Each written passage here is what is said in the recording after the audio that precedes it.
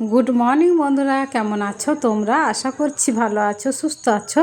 চুমকি Hazra blog চ্যানেলে তোমাদের সবাইকে স্বাগত। আর আমিও ভালো আছি। চা খেয়ে এখন এই যে এই কাজটা শুরু করা হয়ে গেছে। মা চাল পাচুচ্ছে আর আমি বসে বসে ধান আর কাঁকড়গুলো এখন বাজবো। তো চালের মধ্যে আর কি অসংখ্য ধান আছে গোটা গোটা, আর কাঁকড়ও আছে। তাহলে তো চাল ভালো করে বাছতেই হবে, তা নাহলে ভাত খেতে গিয়ে দাঁতে ঠিকবে। তো সেই জন্য আমি বসে বসে বেছে দিচ্ছি। তো সম্পূর্ণভাবে মানে ভালোভাবে বাছা হচ্ছে না কো, ওই কোনো রকম আর কি বেছে দিচ্ছি। মাকে বলছি ভাতে জল বসিয়ে দিয়ে তখন একবার করে বেছে নিও, দিয়ে চাল দিও।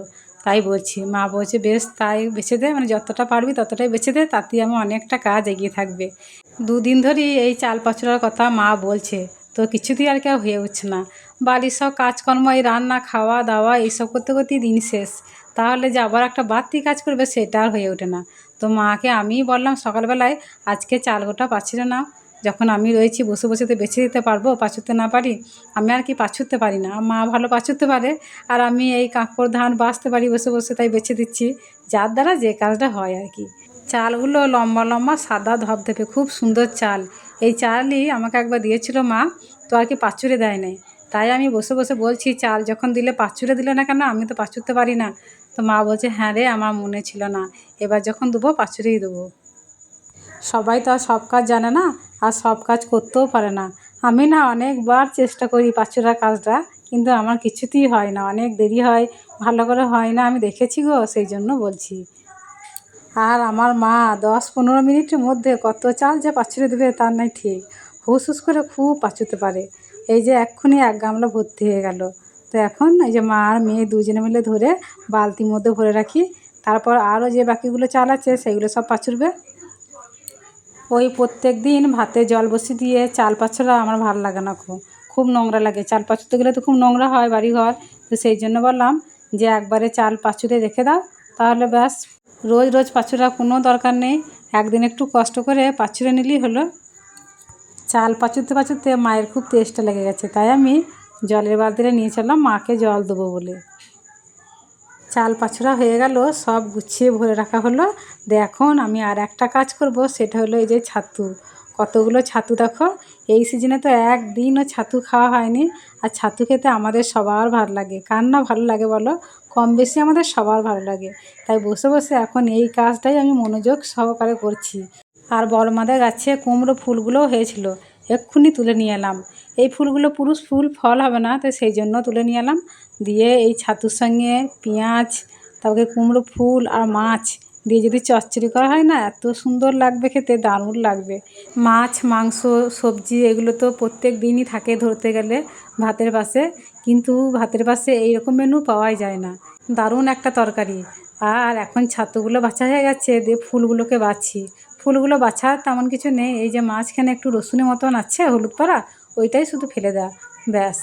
আর একটু দেখে নিচ্ছি ভালো করে নাড়াচাড়া করে পোকা আছে কি না। এখন তো সব কিছুতেই পোকা হয়, তো সেই জন্য একটু দেখে নিচ্ছি। আর খেতেও দুর্দান্ত হয়েছিল, খুব সুন্দর হয়েছিল, দারুণ টেস্টি হয়েছিল।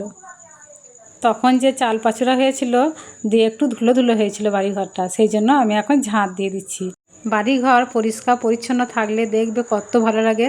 তখন মনে হবে বসা হবে, শোয়া হবে, যা খুশি তাই। মেঝেতেও গড়াগড়ি দেওয়া হবে, মাজুর পাতা কোনো দরকার নেই, তাই মনে হয় না? আর বিশেষ করে যখন দেখবে বাড়িঘরটা একটু নোংরা হয়ে আছে, তখনই দেখবে বাইরে থেকে কেউ না কেউ চলে এসেছে, এসব কথা বলছি দাঁড়িয়ে দাঁড়িয়ে, তখন কত খারাপ লাগে নিজেকে। মাকে বলছি, তোমার যদি অন্য কোনো কাজ থেকে করে নিয়ে স্নান করে নাও, দিয়ে ফুল জল দিয়ে দাও, আর আমি আপনার বাড়িঘরটা ঝাঁট দিয়ে পরিষ্কার করে দিই, ব্যাস ভালো হবে না ব্যাপারটা? একটু বুঝে একটু হিসেব করে গুছিয়ে যদি কাজ করে নেওয়া হয়, তার মধ্যে যদি দুজন কাজ করে নেয় একটা সংসারে একটা ঘরেতেই, তাহলে কাজ করতে কতক্ষণ লাগবে, তাই না? আর আমরা মেয়েরা তো এইসব কাজ করার জন্যই জন্ম নিয়েছি, কিচ্ছু করার নেই। শরীর খারাপ হলেও কষ্ট করে উঠেও সে কাজ করতে হবে। তবে সব মেয়েরাই কি আর এইসব কাজকর্ম করবে? যারা অনেক অনেক পড়াশোনা করেছে, নিজের পায়ে দাঁড়িয়েছে, প্রতিষ্ঠিত হয়েছে, তারা কি আর এইসব কাজকর্ম করবে? তবে হ্যাঁ, এতে কিন্তু আমাদের কোনো আফসোসও নেই গো, আমরা এতেই ভালো আছি। আর এই কাজগুলো আমাদের শরীরে অঙ্গ হয়ে উঠেছে, এই কাজ না করলেও থাকতে পারবো না। এই মাছটা এক্ষুনি আমার ভাই ধরে নিয়ে এলো, লাফাচ্ছে, দেখছে কেমন এই যে আমার ভাই। তো একটা মাছ পেয়ে আর কি খুব খুশি। দুপুরবেলাতে কেমন অঝরা বৃষ্টি চলে এসেছে দেখো, রান্না বান্না টাইমে। আর রান্নার সময় যদি বৃষ্টি হয় একদম ভালো লাগে না কো।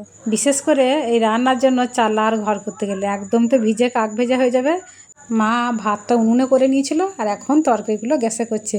সেই যে নতুন তরকারিটা কুমড়ো ফুল, ছাতু আর এই যে মাছও রয়েছে। তো দারুণ আর কি রেসিপি, একটা নতুন রেসিপি। তো আজকের ভিডিওটা এই পর্যন্তই। দেখা হচ্ছে আগামী পর্বে। সবাই সুস্থ থাকো, ভালো থাকো।